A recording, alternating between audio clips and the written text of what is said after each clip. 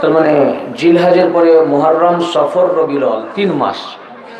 ওনার বেশালেহাকের 3 মাস আগের ঘটনা। কোরআন পাকের শেষ আয়াতের আগের আয়াত অবতীর্ণ হলো। ঠিক গাদিরে খুম পৌঁছবেন ওই রকম জায়গায়।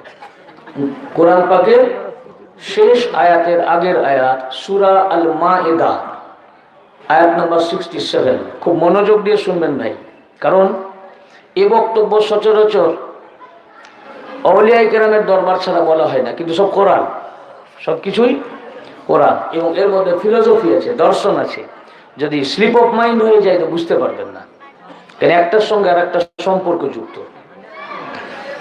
তো কোরআন পাকের শেষ আয়াতের আগের আয়াত সূরা আল মাইদা, আয়াত নাম্বার 67 অবতীর্ণ হলো। ইয়া আইয়ুহার রাসূল বাল্লিগ মা উনজিলা ইলাইকা মির রাব্বিক ওয়া ইন লাম তাফআল ফামা বাল্লাগতা রিসালাতাহু ওয়াল্লাহু ইয়াসিমুকা মিনান নাস ইন্নাল্লাহা লা ইয়াহদিল কওমাল কাফিরিন। এটি কোরআন পাকের শেষ আয়াতের আগের আয়াত, মানে পুরা কোরআন এসে গেছে, আরেকটি আয়াত আছে। কোরআন পাকে যেভাবে সূরা মানে যে তারতিবে লেখা আছে ওই তারতিবে কিন্তু কোরআন আসেনি। যেমন সূরা ফাতিহা প্রথমে লেখা আছে কোরআন শরীফে, ঠিক কি না? কিন্তু সূরা ফাতিহা প্রথম আসেনি। প্রথম কোন সূরা ছিল? সূরা ইকরা বিইসমি রাব্বিকাল্লাযী খালাক, এই সূরাটি এসেছিল। কিন্তু এটা আছে কোরআন পাকের একদম লাস্টে, বুঝেছেন না? কোরআন পাকের একদম শেষে। তো সাজানো হয়েছে অন্যভাবে পরে। আর সূরা মায়েদা এটা 6 পারাতে, এটা 67 নম্বর আয়াতটি যেটা পাঠ করলাম, এটা হচ্ছে লাস্ট আয়াতের আগের আয়াত, মানে আর একটি আয়াত আসতে বাকি, তাহলে পুরো কোরআন কমপ্লিট হয়ে গেল। বুঝতে পেরেছেন? তো এই আয়াতটার মানে হলো ইয়া আইয়ুহার রাসূল। আগে আমি আয়াতটি বলি, তরজমা করি, ব্যাখ্যা করি, তারপরে শানে নজরুলের দিকে আসবো। ইয়া আইয়ুহার রাসূল, হে আমার রাসূল, বাল্লিগ মা উনজিলা ইলাইকা মির রাব্বিক। দেখেন আল্লাহ পাক কিন্তু রাসূল পাককে ইয়া আইয়ুহার রাসূল বলছেন না, ইয়া রাসূল। কোরআন পাকে অনেক জায়গায় আছে ইয়া আইয়ুহান নবী, ইয়া নবী। খোদ আল্লাহ কোরআন পাকে ইয়া নবী, ইয়া রাসূল বলে ডেকেছেন, আর আমরা ইয়া নবী বললে বলে ইয়া নবী বলা হবে না, বুঝেছেন না? এই অনেক দলিল আছে। তো সেটা ওইদিকে আমাদের বক্তব্য আজকের নয়। তো ইয়া আইয়ুহার রাসূল, হে আমার রাসূল, বাল্লিগ মানে আপনি পৌঁছিয়ে দিন, মা উনজিলা ইলাইকা যাহা আপনার প্রতি অবতীর্ণ করা হয়েছে। কি অবতীর্ণ করা হয়েছে ওটা এখানে এক পাকে বলা হয়নি। তার মানে আগেই রাসূল পাকের প্রতি অবতীর্ণ হয়েছে বলবার জন্য, ওটা ইলহামের মাধ্যমে, যেটা ওহীর মাধ্যমে আল্লাহ পাক এবারে বলতে বলছেন। বুঝতে পেরেছেন? ওহীর মাধ্যমে বলতে বলছেন। ওয়া ইন লাম তাফআল, আর যদি আপনি এটা না করেন, মানে এটা যদি না পৌঁছিয়ে দেন, ফামা বাল্লাগতা রিসালাতাহু, তো আপনি আল্লাহর রিসালাতের কিছুই পৌঁছালেন না। এরপর বলছেন ওয়াল্লাহু ইয়াসিমুকা মিনান নাস, আল্লাহ আপনাকে মানুষের থেকে রক্ষা করবেন।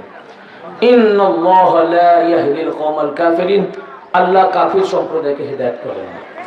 দেখুন এখানে কিন্তু খুব আশ্চর্যের বিষয় আছে।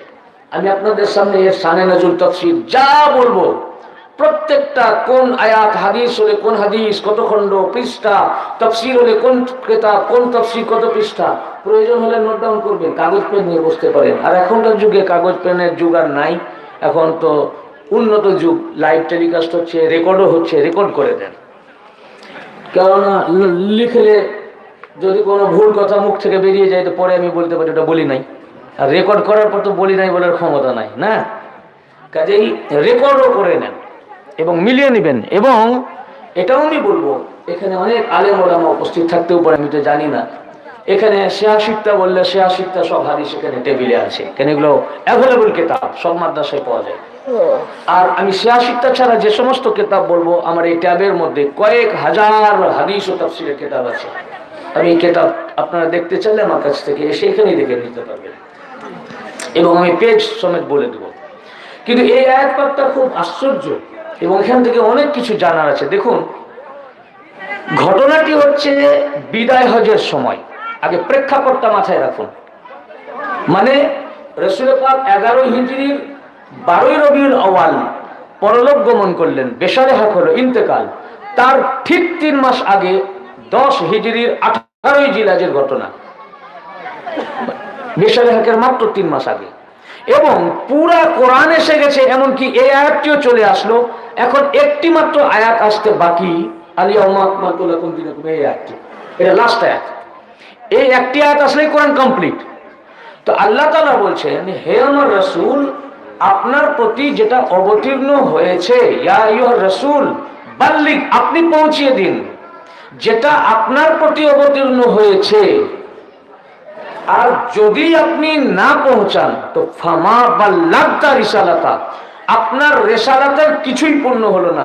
মানে 23 বছর জিন্দেগিতে আপনি যা তাবলীগ করলেন, যা রিসালাত করলেন, এই যে নামাজ দিলেন, রোজা দিলেন, হজ দিলেন, যাকাত দিলেন, কোরআন দিলেন, ইসলাম দিলেন, অন্ধকার থেকে আলোর দিকে নিয়ে আসলেন, গুমরাহি থেকে হেদায়েতের দিকে নিয়ে আসলেন, তায়েফের মাথা ফেটে রক্ত প্রবাহিত হয়ে গেল, দমদম মোবারক ওহদে শহীদ হয়ে গেল।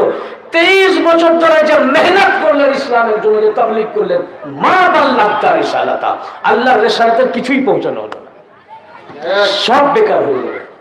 এখন প্রশ্ন যে ভাই, সেটা কি কথা যেটা এখনো বলা হয়নি? নবুয়তের জিন্দেগি তো প্রায় শেষের দিক, শেষই, দুনিয়াভি জিন্দেগি প্রায় শেষ, আর 3 মাস মাত্র বাকি, বুঝেছেন না? মাত্র 3 মাস হুজুর দুনিয়াতে থাকবেন।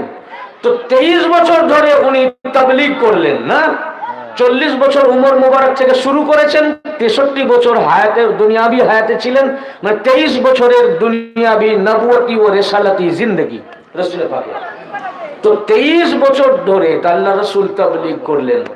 কি এমন কথা যেটা এখনো পর্যন্ত বলা হয়নি? আবার কথাটি এত গুরুত্বপূর্ণ যে যেটা বলছেন না বললে আপনি এতদিন যা করলেন সব বেকার, মা বাল্লাগতা, কিছুই পৌঁছালেন না। তাহলে কি এমন কথা যেটা বলা হয়নি? সেটা কি নামাজ? না, নামাজ তো পড়ছে। নামাজ তো মক্কা শরীফে হিজরতের আগেই আল্লাহ রাসূল মেরাজে গেলেন, মক্কা শরীফে অবস্থানকালীন, তখনই তো নামাজ এসে গেছে এবং সমস্ত উম্মতে মুহাম্মাদী সাহাবায়ে রাসূল নামাজ পড়তেছেন। তাহলে নামাজ নিশ্চয় নয়, নামাজ তো পড়ছেন। তাহলে কি রোজাও তো করছেন, হজ তো তারা করেই ফিরছিলেন, মাঝ পথে আয়াত অবতীর্ণ হলো। যাকাত তো তারা দিয়েই আসছেন, জিহাদ তো তারা করছেন, সব জিহাদ কমপ্লিট হয়ে গেছে এবং পুরা ইসলাম হুজুর দিয়ে দিয়েছে। কি বুঝতে পারছেন? পুরা ইসলাম আল্লাহ রাসূল দিয়ে দিয়েছেন, নামাজ দিয়েছেন, তাই সব নামাজ 23 বছর থেকে পড়ছেন, ঠিক কিনা? নামাজ 23 নয় 20 বছর হবে। 23 বছরের নবুয়তি জিন্দেগি, ওনার নবুয়তের আনুমানিক 3 বছর পরে নামাজ এসছে। তো 20 বছর ধরে সাহাবীরা নামাজ পড়তেছেন। তো নামাজ আল্লাহ দিলেন, রোজা আল্লাহ দিলেন, হজ আল্লাহ দিলেন, আর হুজুর পৌঁছে দিলেন, আমাদের কাছে পৌঁছিয়ে দিলেন, যাকাতও দিয়ে দিলেন, পুরা কোরআনও এসে গেল, আর একটি মাত্র আয়াত বাকি আছে। তাহলে পুরা কোরআনই একরকম কমপ্লিট। শরিয়ত, আহকাম, আরকান, শরিয়ত, সমস্ত মাসালা মাসাইল সবই তো হুজুর দিয়ে দিয়েছেন। তাহলে ভাই কি এমন যেটা এখনো দেওয়া হয়নি? বুঝতে পেরেছেন? কি এমন কথা? এটা তো রাসূল পাকের ইন্তেকালের কিছুদিন আগের ঘটনা। আল্লাহ রাসূল নামাজ দিয়েছেন, রোজা দিয়েছেন, হজ দিয়েছেন, যাকাত দিয়েছেন, সাহাবায়ে কেরামরা এগুলো সব পালন করে আসছেন, তেলাওয়াতে কোরআনও করছেন, জিহাদ করছেন, ইবাদত বندگی করছেন।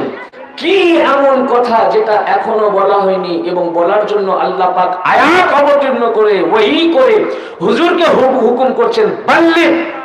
আবার বলেছেন কি বাল্লিগ। কোরআন পাকে আরো আয়াত পাক এসছে, আরো একটি আয়াত সূরা তওবার মধ্যে, যখন তাবলীগের জন্য আল্লাহ রাসূল বলেছেন, আল্লাহ পাক রাসূল পাককে, তো সেখানে আল্লাহ পাক আবলিগ শব্দ ব্যবহার করেছেন। আবলিগ মানে পৌঁছে দিন এবং বাল্লিগ মানে পৌঁছে দিন।